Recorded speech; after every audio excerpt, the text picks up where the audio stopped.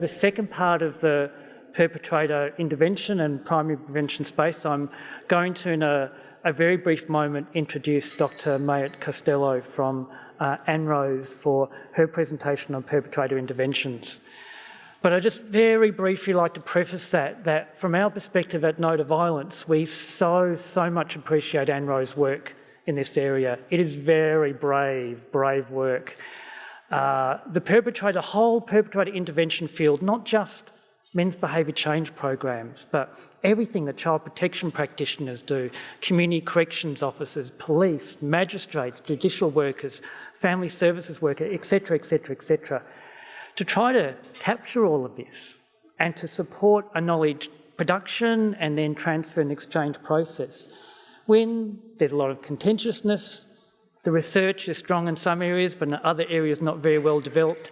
And to do that so quickly, to get to the point where you are now, to have released 2 State of Knowledge papers and to be funding on the back of the national plan a perpetrator intervention research stream is quite amazing in such a short space of time, given ANROW's only 18-month history. So I really take my hats off to Heather, to Mayet, to Taryn, to Jess, to everyone who's been involved in that.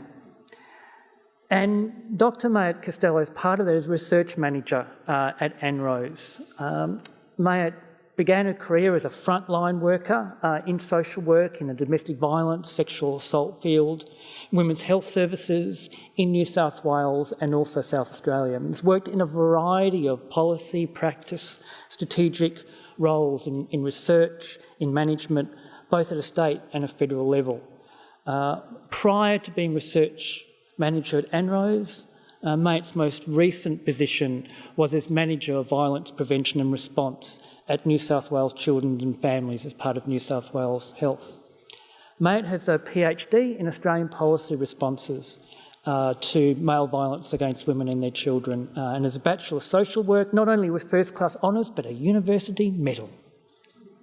So let's welcome Mayet, who will talk about ANROW's perpetrator intervention stream in general, its history, evolution from the national plan, state of knowledge papers, the research grants, etc. And then we'll have a good 20 minutes for questions where we'd really love to focus on, well, what are the opportunities for us in service provision, in policy organisations, to create those sorts of events, those sorts of knowledge transfer and exchange opportunities, because we all have a stake in perpetrator intervention knowledge. How do we bring that home to our practice and policy environments? But thank you, Mayet. Let's welcome Mayet.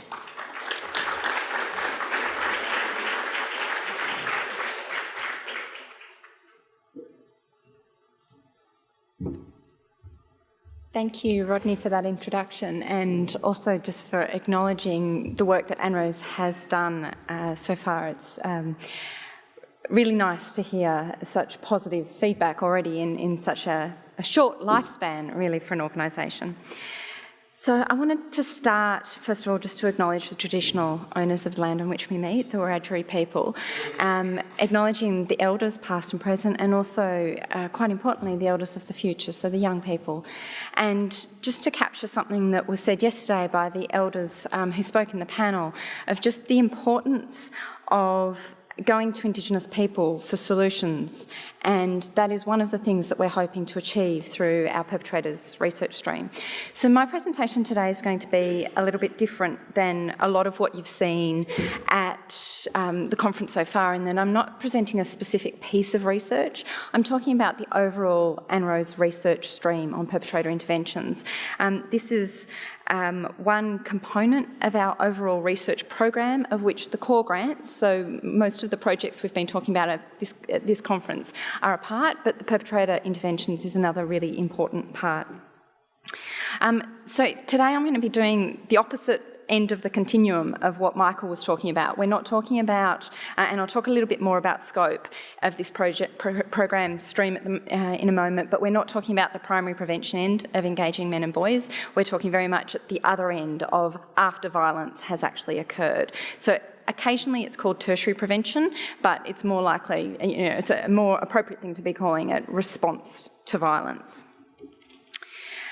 So I'm going to talk to you a little bit about national outcome standards for perpetrator interventions, because that's part of the underlying linchpin under this research stream, and then talk to you about the key components of what is in the perpetrator interventions stream in ANROWS. So, background to our perpetrator interventions research stream. We have been very fortunate to have the Commonwealth commit $3 million of funding to this really important area through the Department of Social Services. This was a key priority, or a key stream under the second national action plan, or second action plan, sorry, of the national plan, where there were 3 key items concerning perpetrator interventions. One was about the need to improve the evidence base. One was about needing to finalise and set national outcome standards. And the third was about building capacity to implement the national outcome standards. Now, this is something that also came up for us in ANROWS in developing the national research agenda on behalf of the Commonwealth, state and territory governments, was just the real paucity of information in this area. So it's, in a way, it's a little bit like the primary prevention space, where we have a lot of people talking about the need to do this work, but the actual evidence base is fairly sparse and fairly inconsistent. So there's a real gap in what is needed to actually know that what we're doing works and what we're doing doesn't cause more harm. So the scope, as I was saying before, we are really looking in the research stream of what works, with a particular focus on supporting the states and territories to implement the national outcome standards for perpetrator interventions.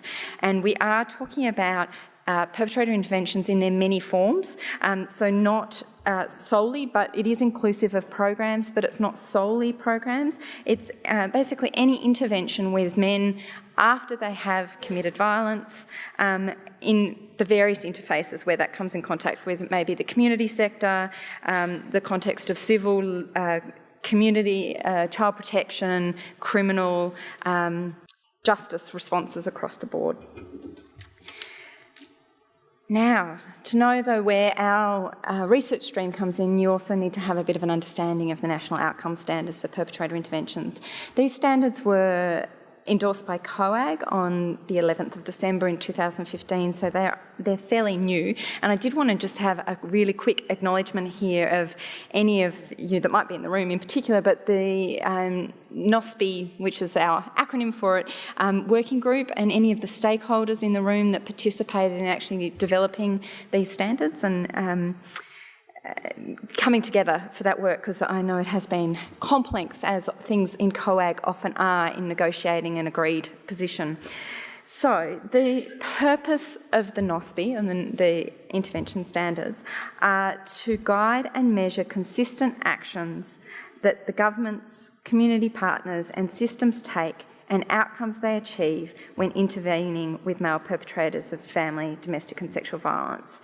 It's important to note here that while these standards guide actions, they don't actually set professional practice standards or prescribe operational practice. So they are really more at a higher level in supporting the work that state and territories are doing. The scope of the standards include targeted perpetrator interventions for those at risk directly because of their violence or their risk of perpetrating domestic, family or sexual violence, for services engaging with perpetrators or their associated issues, and also for services supporting women and their children while perpetrators engage in the accountability system, wherever that may sit, whether that's justice or community accountability. So the standards themselves, there are 6 main standards, which I'm going to touch on just really, really briefly because I want to move on to the actual research stream within ANROWS. But the 6 standards, and you can look these up, these are really easy to download if you just type them into Google. So the women and their children's safety is the core priority of all perpetrator interventions. That perpetrators get the right interventions at the right time. That perpetrators face justice and legal consequences when they commit violence, that perpetrators participate in programs and services that enable them to change their violent behaviours and their attitudes, that perpetrators' interventions are driven by credible evidence to actually continuously improve our practice, and that people working with perpetrators within the intervention systems are skilled in responding to the dynamics and impacts of domestic, family and sexual violence. I did want to acknowledge how far we've actually come of having things like the core of women's safety at the actual absolute crux of these standards. That's it's something that the specialist domestic violence and sexual assault sector have been arguing for a very long time, and it's fantastic to see the primacy that it's given in working with perpetrators. So if we move on to the ANROWS work in this space, we have three main components of our perpetrator interventions research stream. The first of the components is the state of knowledge papers, or the landscapes papers that have been released, are currently on the ANROWS website for anybody who is interested in the detail. I'll sketch over a little bit about the key messages within those state of knowledge papers today. The other thing we have at the moment, which I'm going to talk about, is the grants round that's currently open and accepting applications for research on perpetrator interventions. And the third component is about some of the knowledge translation and exchange activities that Heather was talking about that are really core to ANROWS's work. And we have a commitment to actually doing this work also in the perpetrator space. So to start with the two landscape papers, so these were actually not authored by me, so these have been authored by Dr. Erin Mackay and a number of other authors. There are two main components to these papers. The first one considers the large body of Australian, or not so large body, of Australian and international academic and grey literature on perpetrator interventions, with attention to documenting basically the history, development, some of the core features of those programs. And interventions.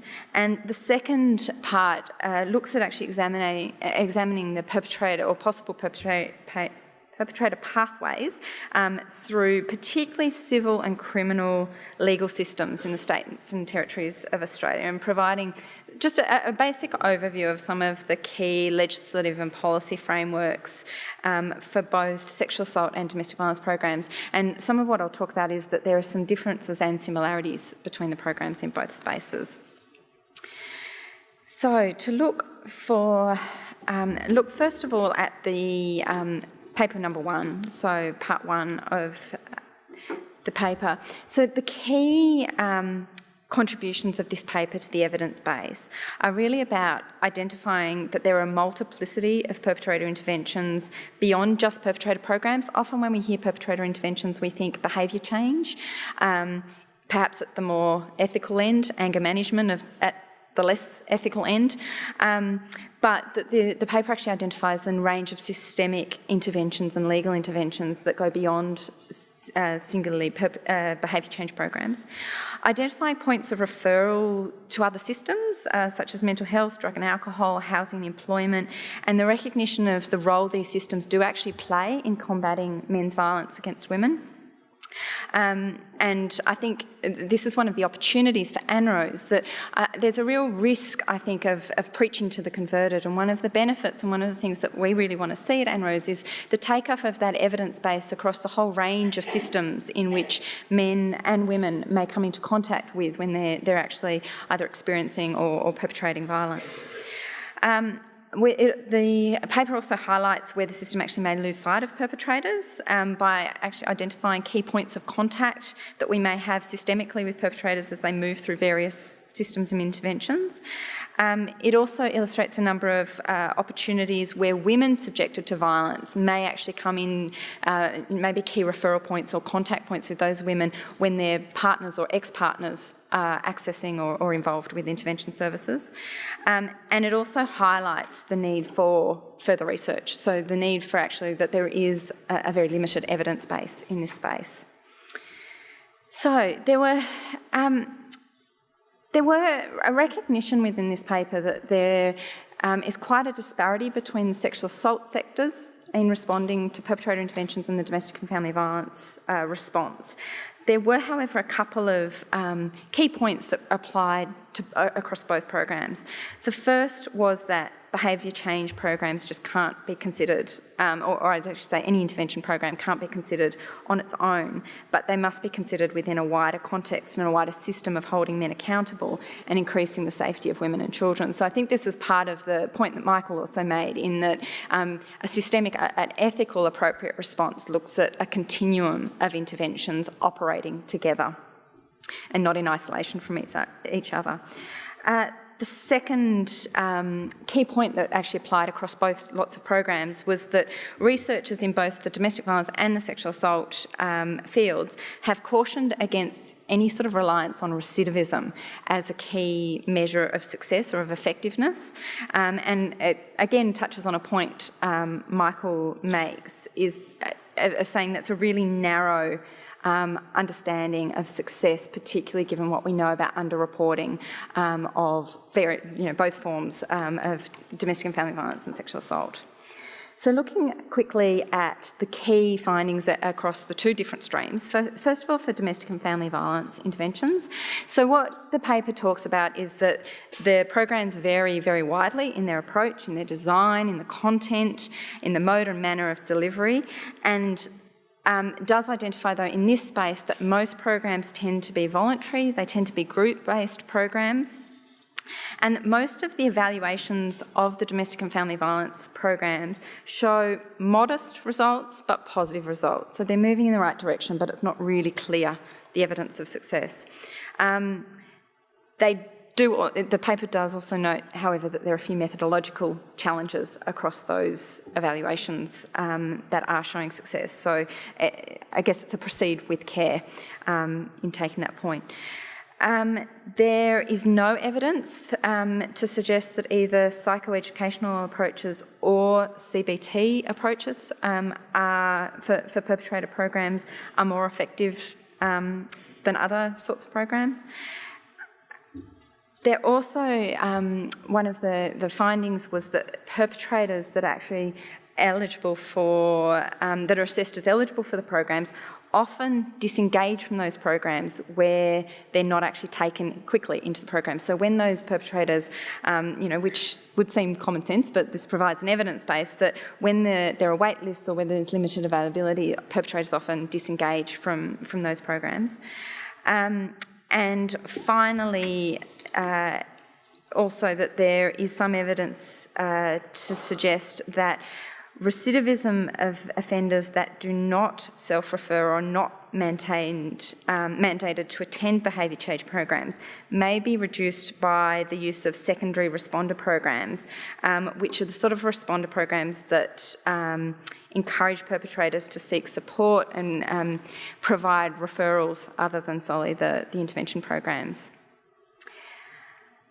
To move on to sexual assault perpetrator interventions that perhaps also recognise the difference that historically, at least, particularly in Australia, there has been a tendency for domestic and family violence interventions to go down the civil path, and so the programs have developed within that context, whereas sexual assault programs have tended to come from a criminal path, so through a corrections or incarcerated population kind of stream. There are very few examples of sexual assault programs that operate in a community-based setting the way there are in domestic and family violence. So, in contrast to the domestic and family violence programs, in the sexual assault interventions, there is little debate in regard to the most appropriate program approaches, with most of the programs utilising cognitive behavioural therapy techniques. And I would say the other key difference I'd note is a disciplinary difference that often the community-based programs have developed from the disciplines around social work and community activism and community-based contexts, whereas the the corrections-based programs have tended to develop in more of a psychological model or a psychiatric model, which also makes sense of some of that CBT focus. Both in Australia and overseas, sex offender programs have tended to be group-based and voluntary with voluntary CBT programs run predominantly in corrective services, as I said, and the sex offender programs have tended to be actually fairly well established in those correctional contexts. There's also, the paper talks about the sex offender programs often have maintenance programs that are aimed at reducing the perpetrator's risk of reoffending. That doesn't tend to happen within the domestic and family violence space as much, although there are very limited examples of those sorts of programs. And sex offender programs have been found to be usually effective in reducing recidivism. However, again, methodological limitations of the program and the problem of using recidivism as an indicator of success, as I acknowledged before. Moving on to the second part, and I'm just going to skip through this really quickly so I can move on to just telling you a little bit about the grants program.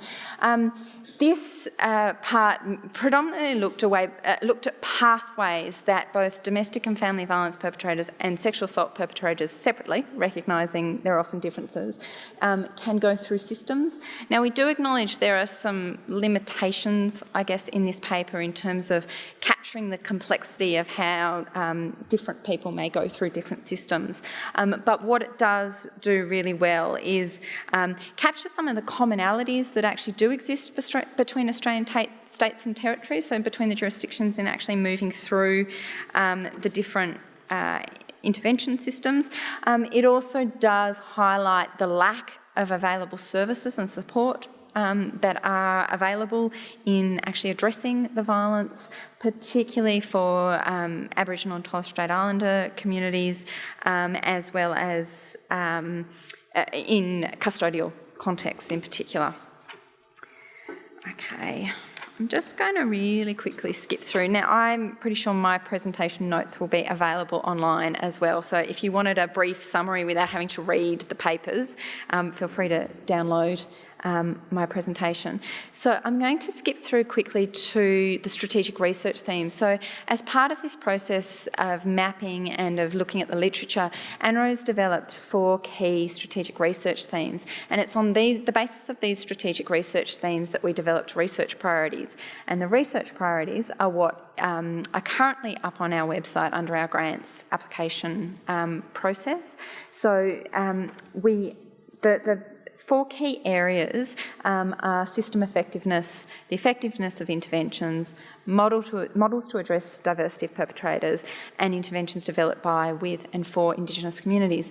And here I wanted to acknowledge that often, because of their separation, we haven't learnt much between the 2 sectors. So where there is evidence of success or of approaches, there's been very little collaboration or conceptualisation across the 2 sectors. And so one of the things that we're hoping to achieve through the grants process is perhaps to start some of those conversations, or where there may be similarities and differences that we can learn from in working with perpetrators of violence.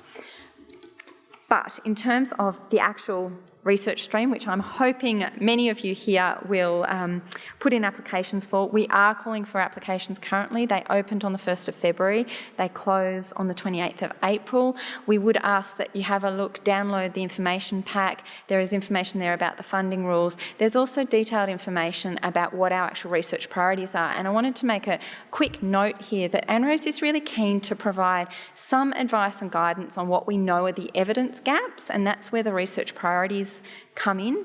But what we don't want to do is stifle innovation. We believe you are the experts in responding to violence against women, and we believe that you can provide us with insights on innovative methodologies, innovative approaches within those topic areas.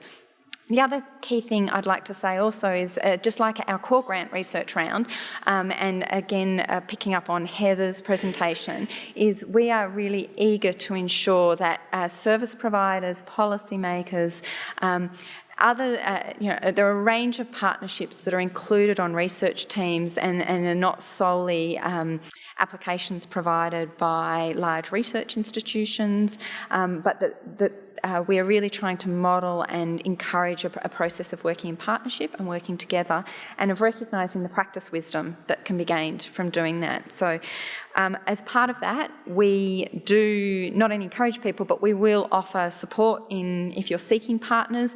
2 modes of doing that, one of which is going to our networking database, where there are extensive entries of people who identify where they are, what their expertise are, what services they come from, so you can search if you're looking for somebody or a service with particular attributes. And the other thing is we try to actively, when we have people come to us and say, I'm looking for a partner in this area, we try to encourage or suggest people that we know might be putting in a research project in a similar area or something like that. So we would encourage you to contact us particularly if the networking database doesn't get you what you want. Just very quickly, finally, I'm just going to very briefly touch on knowledge translation exchange. This is the 3rd tranche of our perpetrator interventions research. We are looking at developing, I guess, a number of different activities in this space.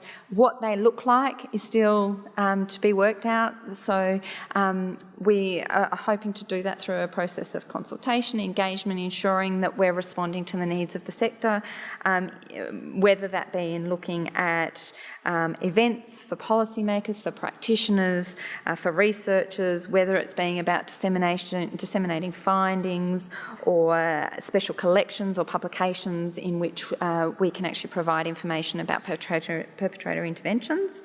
And that this is something that we will hope, so watch this space kind of thing that we'd like engagement on across the sector.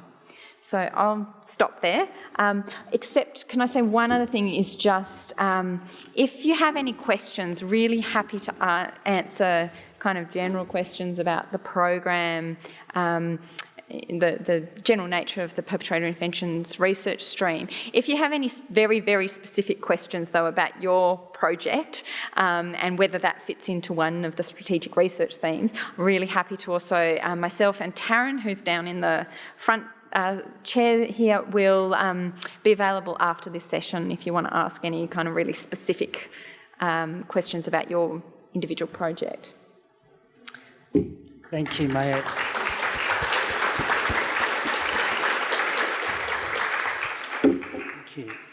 Thank you. So much going through my mind, and I might just offer a little reflection just before we break for afternoon tea. But we have a bit over 15 minutes for questions, and again, so much we could want to ask, but some of those knowledge transfer and exchange questions, for the many of us who either work, whether it be in peak bodies or whether it be in on-the-ground services, and as more knowledge gets produced around perpetrator interventions in its entirety across the sexual assault and family and domestic violence fields, what does that mean for opportunities for that knowledge transfer and exchange? What could you invite ANROWS to participate in terms of events that might help to organise? So as we think of questions for Mayet, I'd really encourage us to stay grounded, at least to some extent, in the theme of the conference, but of course there could be so many other questions because it's such a wide field. So I might let the roving microphone people direct who has questions, because it's actually quite hard to see everybody with the lights and how big the room is. So who's first?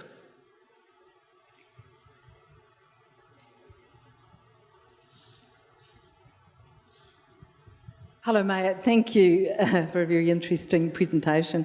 The question that I want to raise is the other material that's been presented at the conference in regard to the growing recognition of the interface between intimate partner violence and sexual violence.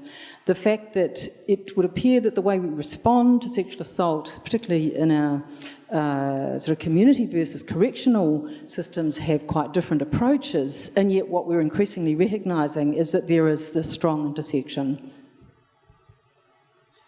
Yeah, I absolutely agree. Thank you. I guess I'd do a Tony Jones and take that as a comment. But yes, I think increasingly we are recognising the intersection and but also recognising that these areas have developed with quite separate histories, despite obvious overlaps both in lived experience, and that was definitely Dr. Peter Cox's presentation in the session before this, talking about the co-occurrence of sexual assault and domestic violence. But I'd also say that there are some commonalities in our practice approaches with perpetrators, particularly, or potential commonalities, particularly around those issues around safety, around accountability, and around some of the gendered dimensions of the violence as well, that I think we, represent a very fertile field from which we can learn from each other, particularly in the perpetrator space, but generally as well.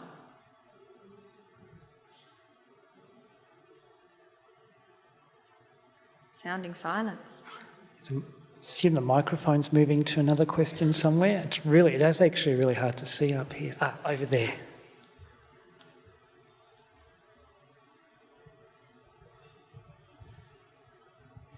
Prior to my engagement in the sexual assault field, I was actually in government and in justice, and was responsible for the establishment of both sex offender treatment program in our prison system and also mandatory family violence treatment program through our magistrates court.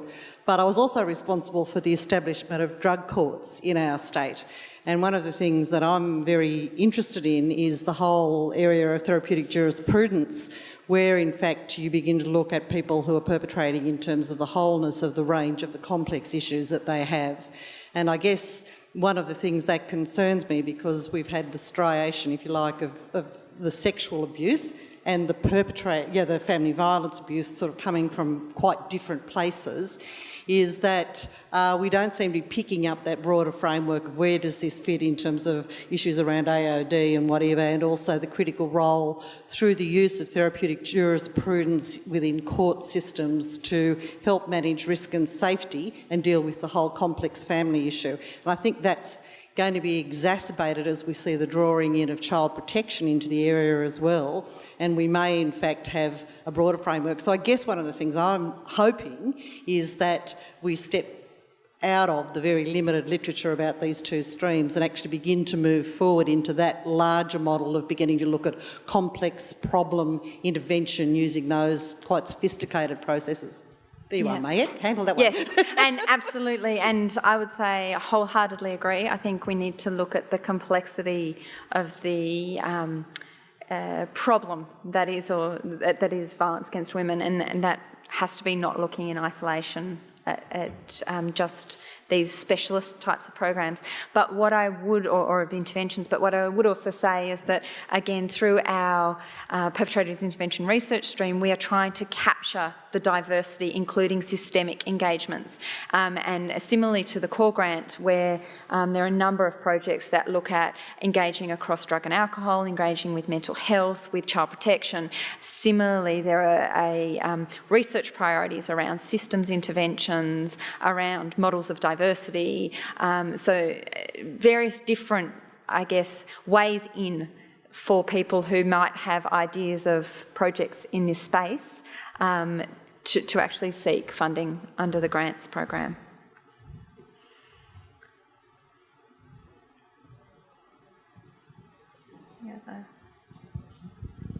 Thank you. I'd like to make a suggestion, if I may, on the knowledge translation and exchange activities that you talked about.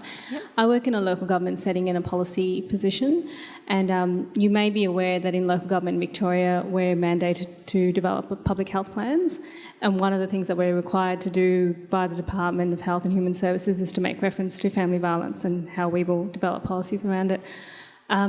One of the things that the Heart Foundation and Vic Health do very well is to help local governments and other government settings that develop policies in presenting evidence-based strategies that we could incorporate into our roles and some of the things that we could do, which would very much be based on all of the research that ANROWS is doing.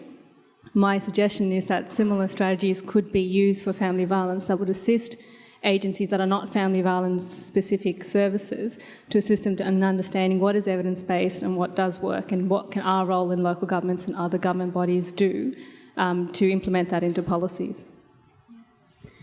And I think there's a little bit of scope within our research program priorities to do that, but it does depend a little bit on the applications we get. But I think we will definitely take that down, note that as a suggestion of how we develop up our knowledge translation activities, because our knowledge translation activities also don't necessarily sit solely within the research program.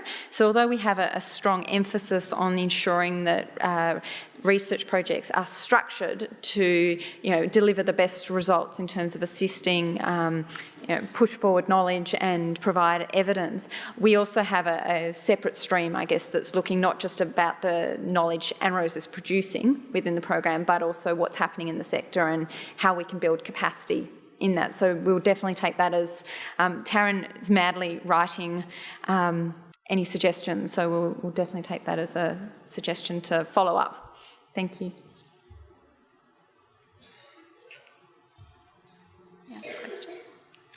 Okay, further questions? I've got one. I can't see the microphones being moved, so I might quickly ask you one if that's okay, Mayet, and give an opportunity for others to think. And just really briefly, I think one of the things that struck me working in this area for a while is that different jurisdictions, different state and territory governments, different NGOs in different states, are trialling and being creative in things the best way they can, but there often hasn't been that way of sharing across jurisdictions, and that includes new initiatives that funding is just being secured for, or policies that are just being written, and you may find about 12 or 18 months later when there's a valuation report.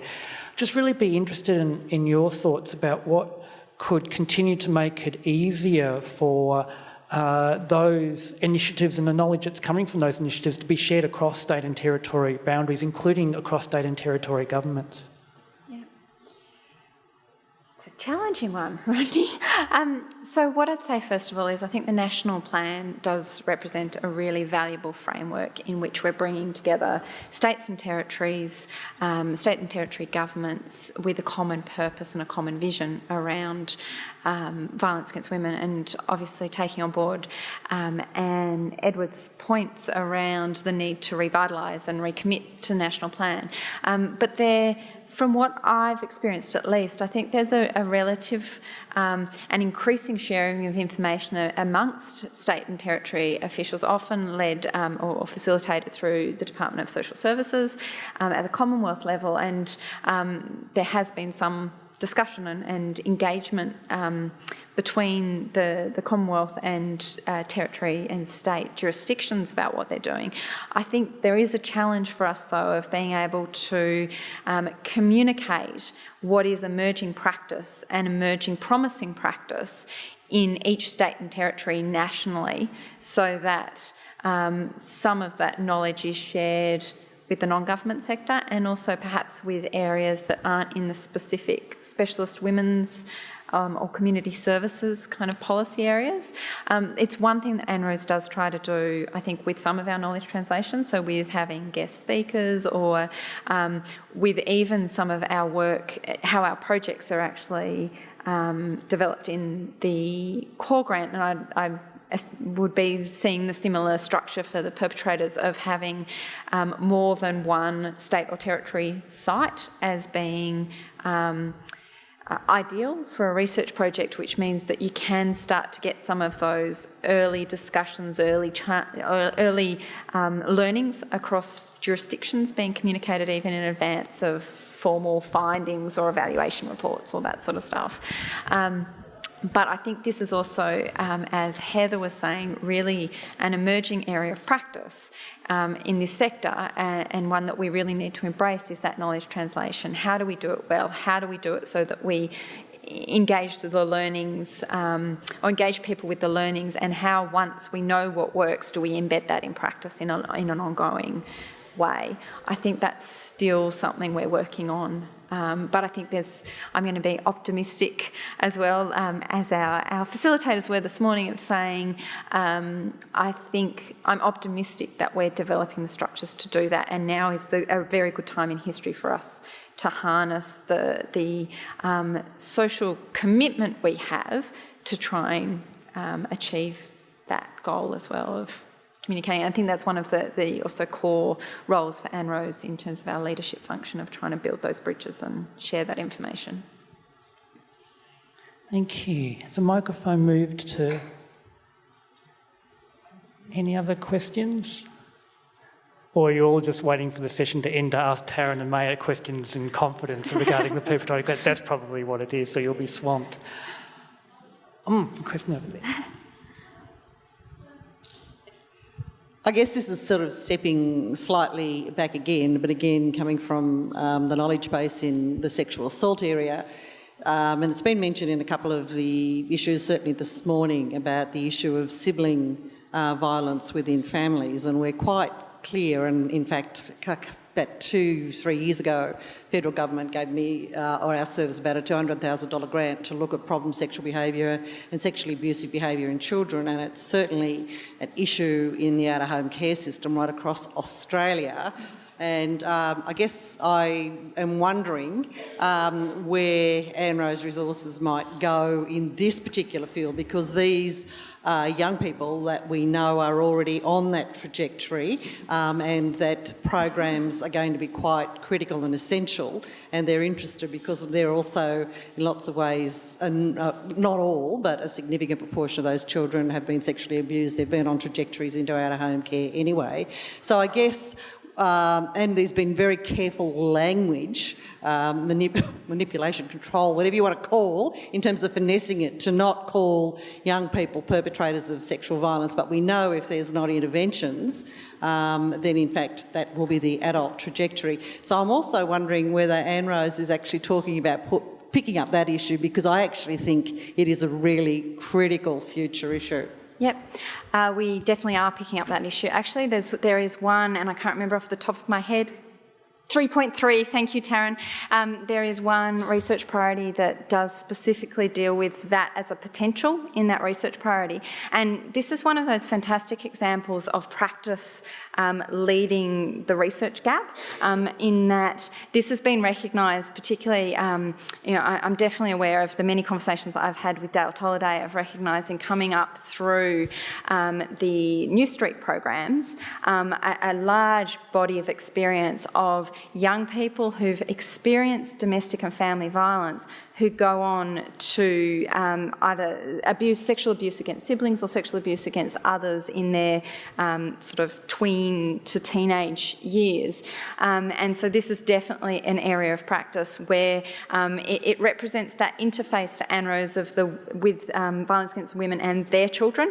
So we're looking very much at that interface. We're not looking at young people who are sexually offending outside of the context of domestic and family violence. We're looking at really about that interactive nature and looking at it as a broader context of violence against women as well, in which the subsequent issue may actually sit in a child protection space, but also sits in that boundary space between violence and future sexual offending as well. And I think that represents also that complexity of people's lives that often don't fit neatly into our policy paradigms, but when you actually look at an individual, their actual lived experience goes across multiple different plans or approaches.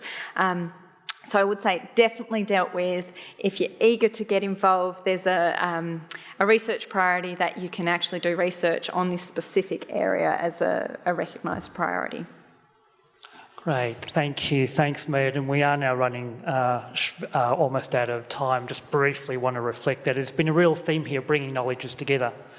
Myself as a psychologist in recovery who's moved over to the other side, only half joking, I know how important it is for community-based programs and corrections programs for family and domestic violence interventions and sexual assault perpetrator interventions to learn from each other.